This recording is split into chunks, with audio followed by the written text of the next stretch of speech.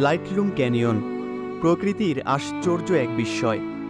এটি মেঘালয়ের রাজধানী শিলং শহর থেকে প্রায় ২৫ কিলোমিটার দূরে স্মিথ ভিলেজে এর অবস্থান। লাইটলুম ক্যানিয়নের অনিন্দ্য সুন্দর সবুজ ল্যান্ডস্কেপ যে কাউকেই মুগ্ধ করবে নিমিষেই। স্থানীয় খাসি ভাষায় লাইটলুম শব্দটির অর্থ হচ্ছে পাহাড়ের শেষ। তার মানে হচ্ছে পাহাড়ের শেষ সীমান্তেই হচ্ছে বিস্তীর্ণ গিরিখাত।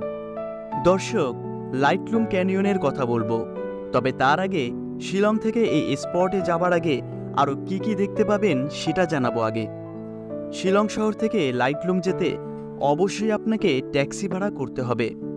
পুরো দিনের জন্য ট্যাক্সি নেবে ২৫০০ থেকে ৩০০০ রুপি। এক ট্যাক্সিতে ৪ জন যাওয়া যায়। লাইটলুম ক্যানিয়নের এই জায়গাটিকে বলা হয় স্কটল্যান্ড অব ইস্ট, অর্থাৎ এখানকার ল্যান্ডস্কেপ অনেকটা স্কটল্যান্ডের মতো দেখতে।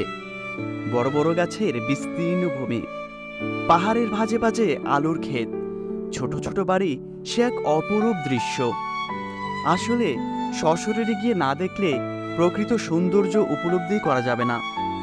যেতে যেতে মাঝে আবার পড়ল এক রাজার এলাকা। রাজার নামটা জানতে পারলাম না, তবে এই রাজার আয়ত্তে বড় একটা বাজার সহ বিস্তীর্ণ এলাকা।